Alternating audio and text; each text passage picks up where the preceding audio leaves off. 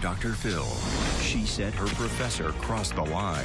Laura started sending me text messages saying that she loved me and that I was her daughter. Was this teacher obsessed with her student? I woke up and all my stuff was in her house. How do you just wake up in a professor's house?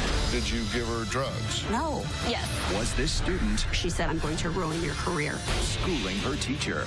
Did you get her fired? Yes. I think you're obsessed with me. You're moving a student into your house and giving her answers to a test. You're blaming the victim. I was victimized by her. Let's do it. Have a good show, everybody. Here we go. This is a safe place to talk about hard things. Stand by, Dr. Phil. I'll try to be an emotional compass and point you in the right direction. In 5, 4. I am not giving up on you. Go, Dr. Phil.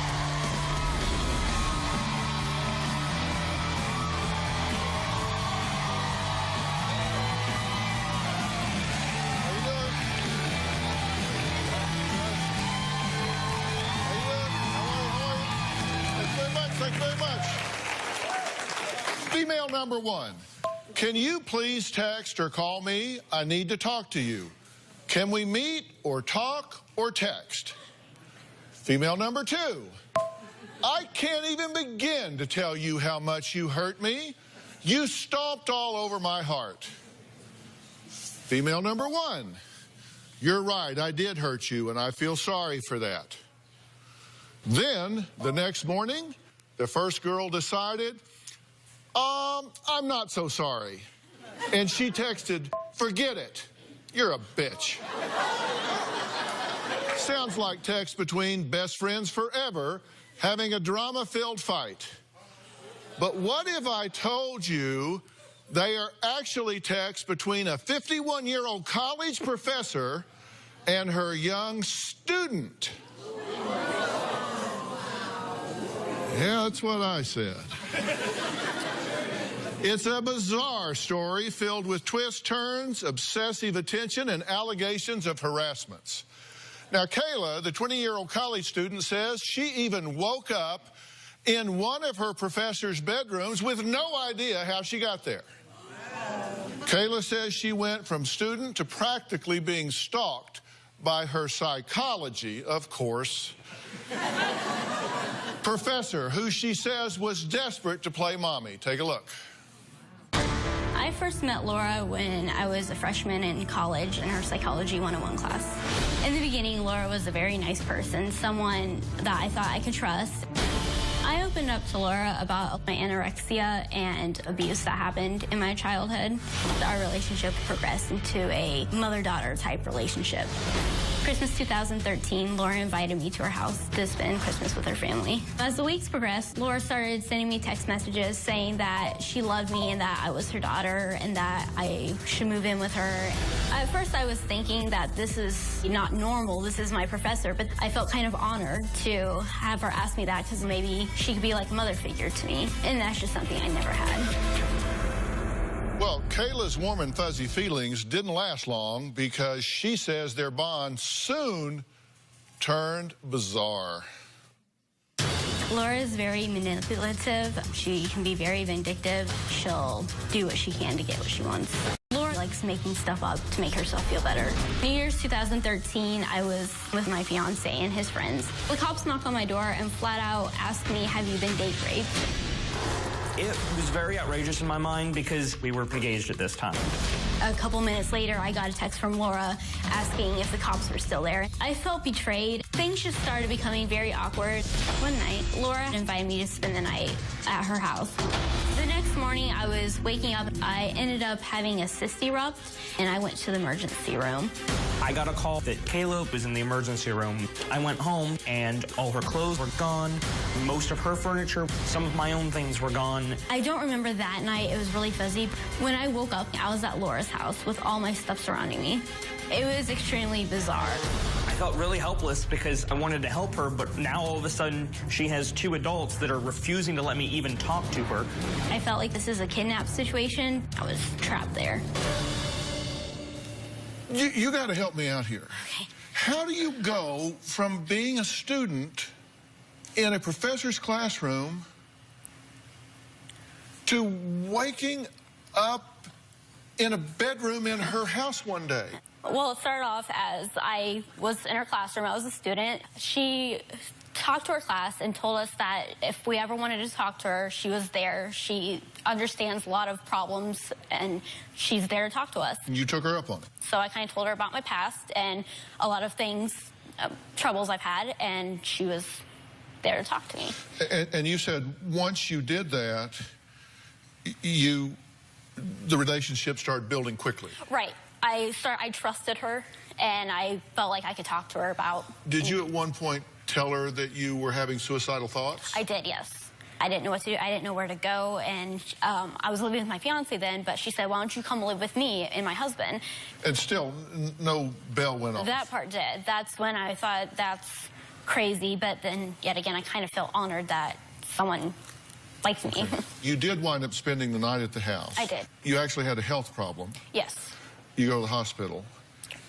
And was it the next morning that you woke up back at her house and all of your stuff was there? Yes.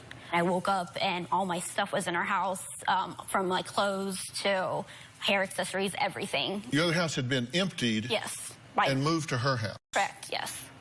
Did a bell go off then? Yes, that's when it went off. Okay, I just wanted to be sure you have bells. I have bells. Because I'm just, okay, and I'm going to ask her if she's, okay. Laura says when Kayla walked into her classroom 2 years ago, she acted like she needed rescuing. She says Kayla repaid her kindness by completely destroying her life and her career. It's a lesson this teacher says she will never forget. Kayla was a student of mine in my introductory psychology class, and her appearance really concerned me. She was extremely thin. I worked in a nursing home, and I know what dying people look like, and she looked like she was dying. She was that pale. I decided to help Kayla because she seemed to need somebody. Kayla was very reluctant to talk to me about her history. She finally started emailing me and confessed that she was suicidal. She told me that she'd had an extremely abusive childhood. She later confessed to me that she was addicted to painkillers. She would fake symptoms and emergency room hop to get as many painkillers as she possibly could. When she finally moved in with us, we treated her like a daughter. We made her a member of the family. She had started calling me her mother. I said, yeah, that's fine. You can do that. She was like a scared cat when she first came in. She hid and stayed to herself. I was very afraid that if I didn't intervene, she was going to die. Okay, Laura, there's an old saying that no good deed goes unpunished. And you think you're a walking, talking example of that, right? Exactly, exactly. I've taken in teenagers with difficulties before, and I'd always had good outcomes before. So when Kayla came along, it was just another person to help, another young person to help. All right, so you're in class, and you say to you're a developmental psychologist, right? And general psychology, Okay. and Kayla was in my general psychology class. But you're trained as a developmental psychologist. Correct. You're not a therapist. No. Okay, but you said when you met her, when she came to your class, you said she looked forlorn. You said she looked sad, like a waif. Yes, she did. She looked very ill. She looked terrified. She looked depressed. She just looked like she was really, really in a lot of trouble. And your read was apparently right, because sure enough, she came up after class at one point and said, hey, can we talk? And you said she told you that she had been abused in her life. Yes. And had been hurt, and you wanted to help her. Yes. Kayla's fiance and now husband, Kayla told me, and I believed everything she told me. I really did. Kayla told me that he was beating her, that he had stolen $6,000 from her. She told me that he broke her wrist. She told me that he raped her regularly. Did you tell her all these things? No. Yes, she did. No. Did you tell her that you were being raped and beaten? And Absolutely not. I don't know how much of it's true, and I don't know if any of the things she's told me were true. Okay. Well, so you're thinking plot thickens? You have no idea. Next, Laura says Kayla told her she was terrified her boyfriend would kill her, and that's why she allowed her to move in to her house. She didn't just spend the night, she moved in. Well, we're going to talk to this then fiance, now husband, and find out what he has to say about the abuse allegations being made against him. And we're going to drill down on this and find out what's going on. We'll be right back.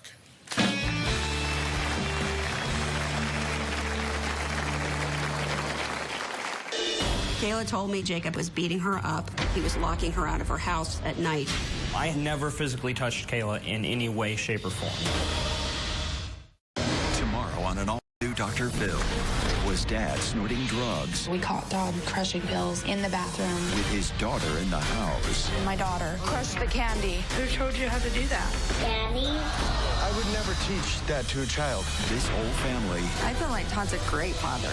needs a wake-up call. You're very defensive and you're self-righteous, and you are apparently a delusional mother.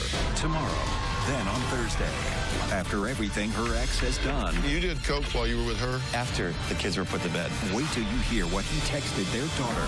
That is mental abuse of a child. That's Thursday.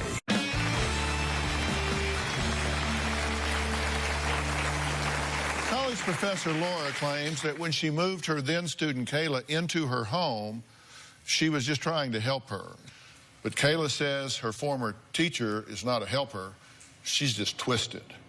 Laura is adamant that Kayla told her she was being abused by her then boyfriend and needed rescuing. Take a look. Kayla told me several times that she feared for her life. Jacob was beating her up. He was locking her out of her house at night in the middle of the wintertime. She tried hiding in her car so she could at least seek a little shelter there, but then he started taking her car keys, and so she had to spend the nights outside. I have never physically touched Kayla in any way, shape, or form. Kayla told me that Jacob raped her regularly. Jacob had found out that she was pregnant, and he beat her. This was one of the reasons why she wanted to kill herself. She was telling people that I caused a miscarriage by kicking Kayla in the stomach when she was pregnant, but Kayla was never pregnant to begin with. After Kayla decided to move back in with her boyfriend, I was pretty upset with her. I told her that it was a bad idea and that things would just go back to the way they were. Within a week and a half, she said she needed to get high because she couldn't deal with what was going on in her life. Okay, Jacob, thank you for joining us. It's good to meet you. Now, have you ever met Laura before today? I have never met Laura before today. This is the first time I've ever met her in person. He always wanted to meet me, but I never wanted to meet him because that would be condoning the fact that he was abusing her. I only wanted to meet you because you kept saying I was abusing her, and I'm not an abusive person. I have never I hurt spent Kayla. 2.5 years in a battered women's shelter. I know what abusers are like. They always claim they're innocent. Okay, I know they do, but I'm not abusive. I have never hit Kayla. How do you know? I know, well, according to what Kayla told me, now maybe the whole thing was a lie. Maybe he never did abuse her. But she told me he was abusing her severely. She feared for her life. Are you telling me that you totally, fully, and completely prejudged this man without ever meeting him, without ever hearing his side of the story, without ever verifying any claim that she made to you whatsoever? I wasn't here to judge her. I was taught that when a victim... Well, that wasn't what I asked you. I asked you, you totally prejudged him? I was taught that when a victim tells you a story, you believe it, because at least in their mind it's true. You meet them where they're at. I didn't ask you whether you believed or didn't believe her. I asked you, you said, I wouldn't meet you because I know how abusers are. I had no reason to disbelieve Kayla. But you had no information about him whatsoever. Except for what she told me, and based on what she told me, I immediately disliked him. I wanted nothing to do with him. I told you he's not abusing me, and you said, oh, I know he's abusing you. He did it. I'm like, Laura, just meet him. You told me repeatedly he was abusing you. No, I never said that. Kayla, so much of what you've said today is a lie. Then why would you not doubt everything she said? Because at the time, do you cherry pick what she believed and what she doesn't? I believed I didn't believe. I thought all of this was true until the whole thing blew up in my face. Well, now all should of a we sudden believe I'm questioning everything? But should we everything. believe everything she says? No, you shouldn't believe any of it because everything she's said today is a lie. Well, should you not be apologizing to him? I mean, I'm just asking you. I mean, is you're saying she burned you to the ground. Did she maybe not burn him down with you? You've got a really good point, Thank Jacob. you. If Kayla was lying about you, I really apologize. But she told me that you were abusing her severely. And I don't believe that. There were some independent checks here because you called for a welfare check. And over the course of their relationship, Laura called the police several times to check on Kayla's well-being. And here's one of those, quote, I was dispatched to, we blanked out the address, in reference to a check well-being. I knocked on the door and was unable to make contact with anyone at the residence. I contacted the complainant, Laura, who stated Kayla told her she was having fights with her boyfriend and was concerned for Kayla's well-being. Contacted Walmart and spoke with a customer service representative who stated Kayla was standing in the store and did not appear to have any problems. So there was a welfare check done. As it turns out, she was not in distress. There was nothing going on. So there was an independent investigator that told you that she was, in fact, fine, despite the fact that you had been given information to the contrary. They never called me back. Again, I had no reason to disbelieve Kayla, so I just asked the police to make a well-being check on her. I believe they did call me. This happened multiple times, so I don't remember individual details. And you never followed up to find out what the result of the well-being check was? Well, they usually called me, and perhaps they did that time, but I never would have made the phone call in the first place if I didn't think she was a danger. That's illegal. Well, but I'm saying there's information to the contrary that was available to you at the time. So maybe this was all Kayla's attention seeking. Did you lie to her about all of this? No, I want to say something about that. Okay, when she had called the cops, I get a call from an officer asking me about my well-being, and I had no idea what this was coming from or what that was even about. Kayla is so innocent and sweet looking that she's very easy to believe. Kayla looks very young and very innocent, but she is not. I guess I got really caught up in this. Yeah, okay. Kayla says that once she was actually living with Laura, things got really weird. Kayla says Laura even invited her to have a threesome with a registered sex offender. We're going to ask Laura about that and give her an opportunity to respond when we come back.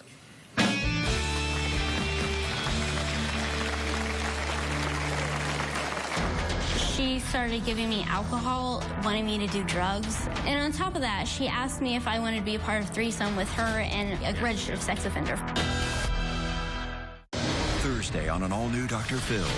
He says you are keeping his children from him. Exes at war. They threw me through the wall. You pushed me, I pushed you back. Fighting each other. You grabbed my throat, and then I grabbed your throat. I didn't grab your throat. And fighting for custody.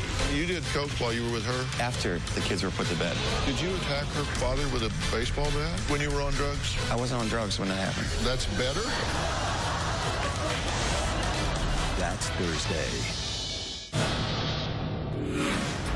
My wife has taken in strays before. She's raised 3 or 4 kids besides her own, just kids that needed a hand, and she's very good at it. I tried to help a student of mine, as I had helped many students before, but this time it turned into a nightmare. Kayla changed from a nice girl into a complete stranger and a monster. Professor Laura says she learned a huge lesson when she tried to help her psychology student Kayla through a tough time. She says she was so worried about her that she even moved her into her home. Kayla says that during the time she was staying with Laura, things went from, well, they went from weird to just downright strange.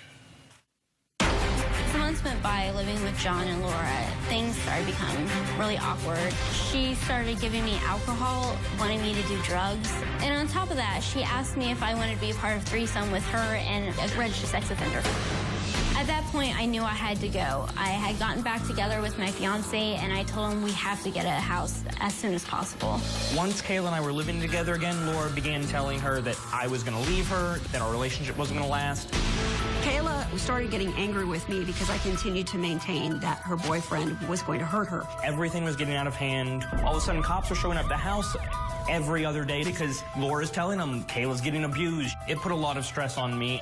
I was angry with Jacob. He would take Kayla's car keys so that she couldn't drive her car, so she couldn't get away from him. He was just trying to victimize her further. I just had enough of it. I finally texted her telling her I want to be done with her and out of her life. She then got very upset and started threatening me and telling me that she wanted to kill me.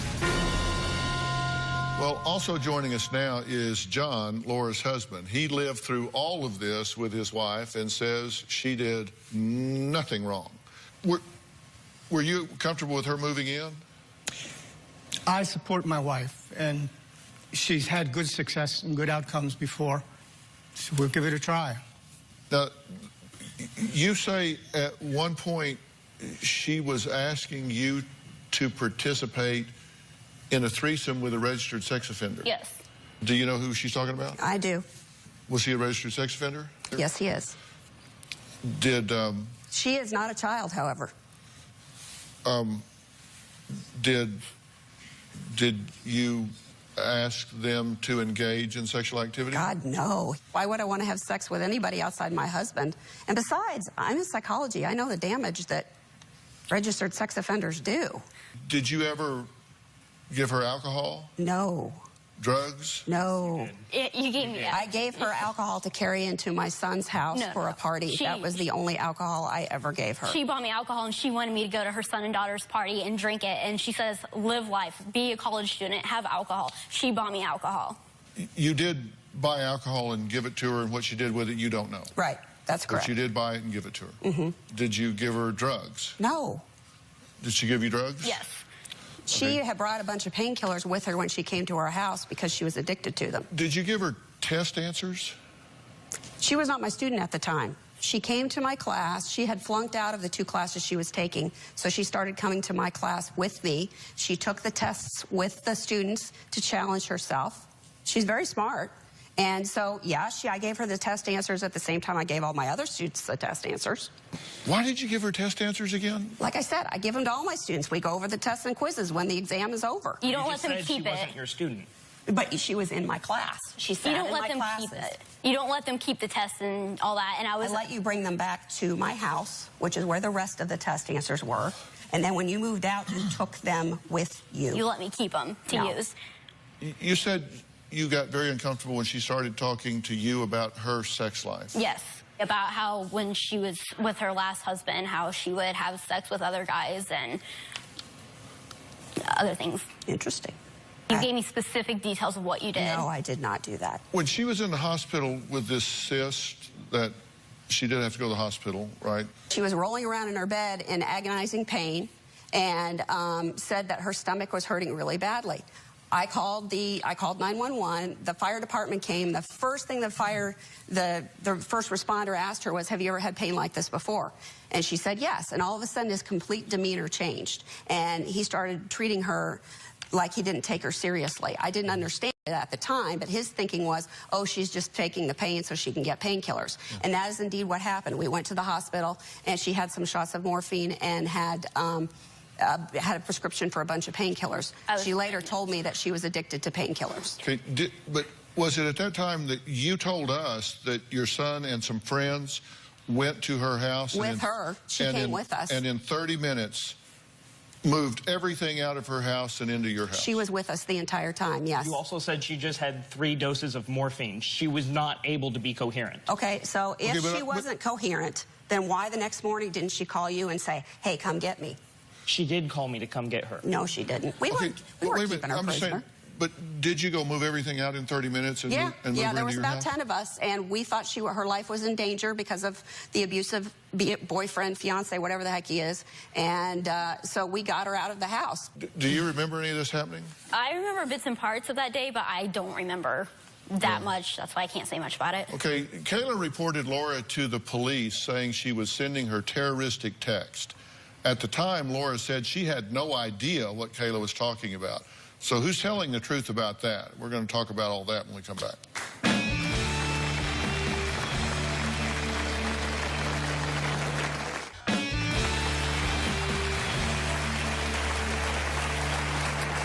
Former Professor Laura says her relationship with Kayla went sour after Kayla moved out of her house and back in with her then fiance, Jacob. Now, things got so bad between the two that Kayla reported Laura to the police, alleging that she was making death threats via text. Now, here are 2 of those texts. Now, the text date is unknown. Kayla, Jacob went to work and is gone till 11. Could you come today alone so we can talk? Laura, by the way, don't mess with me. I already called the school and cops, you know, just so they won't take you seriously. I will get you kicked out of college, and you want to be a cop? Not now. I'm going to ruin your life. Also, John will be paying you a little visit. R.I.P. Laura, okay, little bitch. You want your stuff back? Well, 1, you're not. 2, if you do, John will be over to give it to you. Don't be messing with us. He was in the military and has a handgun with him.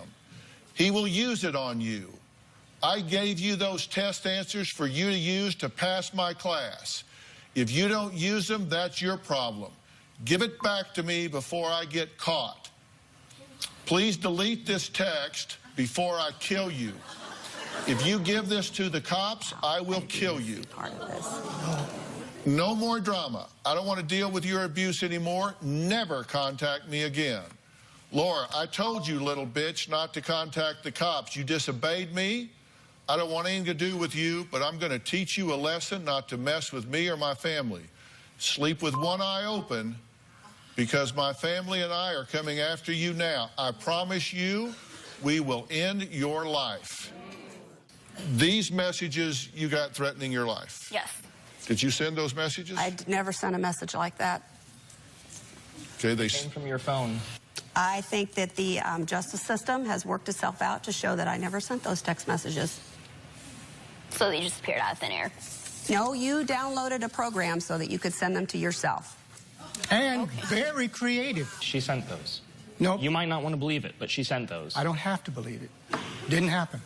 I've never threatened anyone in my life. I would never threaten someone like that. Why, when we were living in our house, did you and John's car constantly drive around our block? It didn't.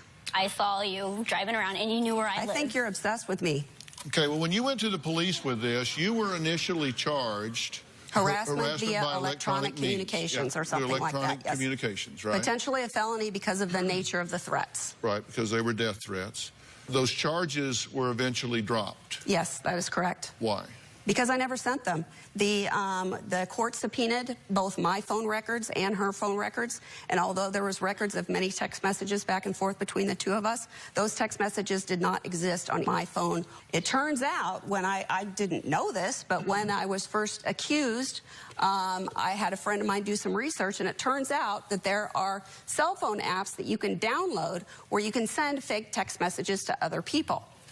Well, this is one of those that there's not a record for being sent. I also pulled up these from the records that we know come from your phone. Okay. Now, the only thing that I find of interest here is you have a habit or a pattern. I don't know why we all have little habits or patterns, but for some reason you capitalize the word "but" in your text messages a lot. Some people just do that. And here, this is a text message that comes from your phone. You capitalize "but." Here, over here, this is one from your phone. You capitalize "but" here. Now, this is the fake message. This is interesting because when you look at this one, that there's no record of seeing, "but" is capitalized in that one also. Now, the ones on the left come from your phone. Right. The ones on the right, I received it. It got on your phone, and it shows that it came from Laura's phone, but it didn't, there's no record of it coming from Laura's phone. And Laura started capitalizing "but" all of a sudden. I don't know, I just found that of interest.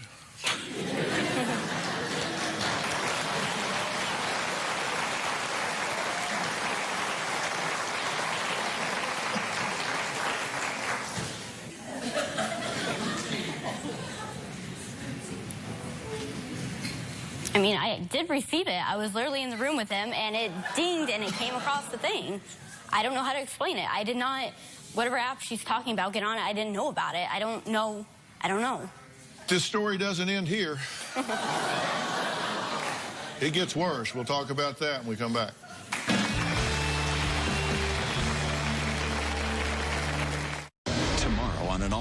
Dr. Phil. Was Dad crushing pills with his daughter in the house? My daughter crushed the candy. Who told you how to do that? Daddy? I would never teach that to a child. That's tomorrow.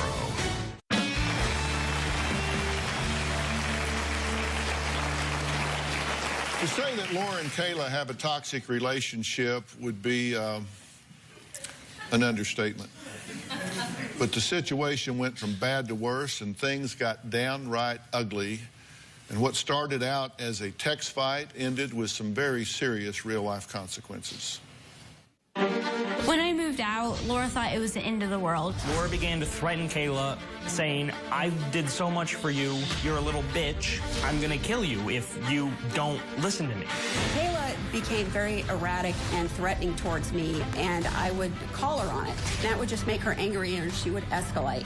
She said that she wanted to burn down my house. She threatened to stab my eye out. She said, I'm going to take your job. I'm going to ruin your career. I kind of felt like I was living in a Lifetime movie, that this was all just movie drama. At this point, it had become extremely serious. I went to the police station. I had also went to the school and showed them the threatening messages that Laura had given me. Sometime in the middle of all of this police stuff, I contacted the school and expressed my concerns. They said, bring your phone with you so we can take pictures of those text messages. And then they said, well, now here's the text messages that she says you sent. I saw these text messages calling her these horrible names and threatening to kill her. I was completely speechless. And a week later, I got a letter saying I've been fired from my job. I lost my income. I lost my career. I do believe that Laura is in denial with everything. If it's her fault, it's not her fault. She has to play victim with everything. Did you get her fired? Yes, she did get fired. And have you texted her recently? Yes, I have. About a week ago? Around a week ago, yes. Well, here's that exchange. Kayla kind of ended up saying, don't worry, I'm blocking you today. By the way, you need to stop getting your ex-students involved with your petty, dramatic life. No one feels sorry for you. You ruined a semester of my life, and I hate you for that. You deserve to get fired, and your replacement is so much better. You deserve to rot in jail. You're a piece of crap. Now you can go cry to your family about this and tell them how you're the victim. You poor old 52-year-old bat, stay out of my life. Why did you send her that? I just sent that out of frustration. There was text, she sent me text back, and after all that she's done, I just got so frustrated. And yeah. Laura, you responded and said, keep it up, Kayla. It just gives me more ammunition. Kayla, for what? I'm not threatening you. You're a sick person, very mentally sick. I already got you fired and exposed, not because I wanted to, but because you did bad things. Laura, like I said 6 months ago, never text me again. Kayla, you don't have the balls to say what you need to say to my face. You got fired because of what you did was illegal and wrong. My God, do you people ever quit? I told her never to text me again. Why are you responding to her? You said... You're right. You started out saying, boy, did I learn a lesson. Yes, I should not have responded. You are absolutely right. I should not have. And why... So you texted her, you started out texting her, say, I'm sorry all of this happened. I just felt all the anger come up and just... Well, I hate it when I start to say I'm sorry and it comes out, die. Well, what had happened... No. What had happened was I was texting her, I said, I'm sorry, and after that day I told her, never mind, I don't want anything to do with you. That's when she had texted me back. Something along those lines of, good, I didn't want to be part of your life anyways, and that just kind of built up my anger. And let's take a break, and we're going to come back, and I'm going to tell each of these two what I think they each need to do at this point. We'll be right back.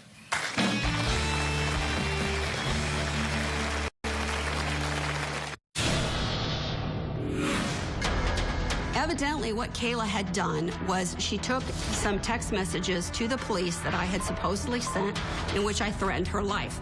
And I was astonished because I didn't send any death threats like that. But my lawyer made some phone calls and found out that, yes, I had been charged with harassment via electronic communication, and because of the nature of the threats, it was potentially a felony. While all of this was going on, a friend of mine did some checking online because none of us knew how this could have happened, and found out that you could download an app in which you could send a fake text message. It took me 6 months before I was able to prove with my attorney that the cell phone company had absolutely no record that I had ever sent those messages, nor had she ever received them. That's how I was finally exonerated. Let me say to you, you're very young and you have your whole life ahead of you, and you've had some difficult times in your life along the way, right? And, correct, yeah. I mean, I also get the feeling that you've met and married a young man here that seems to me to be a pretty upstanding young guy that cares for you a fair amount, and I really hope that, you know, the two of you put this behind you, and if you feel dinged up by it, I'm going to offer you some help with unraveling that and moving forward with it. And you lost your job over this. Yes, I did. And you say it was a passion, and you say you've been vindicated, and by the police anyway, by the court system. yeah, and you were fired specifically for violation of a policy at your school that has a zero tolerance for violence and threats of violence and things like that. That is correct. So you were fired because of these Text messages that I never sent. Text messages. And I can tell you, if I was the president of that school and I had proof or at least reasonable doubt that you hadn't sent those, then I would feel compelled to hire you back, and then I would immediately fire you for inappropriate conduct as a college professor because you don't recognize boundaries. And you're getting involved with a student at the level you got involved with. Was a mistake. And moving a student into your house and giving a student answers to a test, past, present, other, whatever. As a professor, you are to avoid even the appearance of impropriety, and you have shown not good judgment in that regard. You're correct. You said she is drinking heavily, addicted to prescription medications, probably anorexic, and you decide, well, I'll just move her in and fix her. You're not qualified. I didn't want to fix her. I just wanted to keep her from dying. You said she lived with us for 4 months, and in that time she gained 10 pounds, got clean and sober, blossomed under our care, where she had been sickly and terrified. That sounds like fixing to me. You're not qualified. That's outside your lane. Yeah. I definitely made a mistake. My judgment was very poor. You're not a licensed therapist. That's not what you're there for. My judgment was very poor. You said I wasn't terribly worried, and then, gee, she went south. Yeah, you weren't terribly worried because you don't recognize the deep roots of pathology, because that's not what you do. There's no way in God's earth that that's not improper. If you say that this is all my fault, that I brought this on myself, you're blaming the victim. I like the stare, but that's the only thing I did wrong.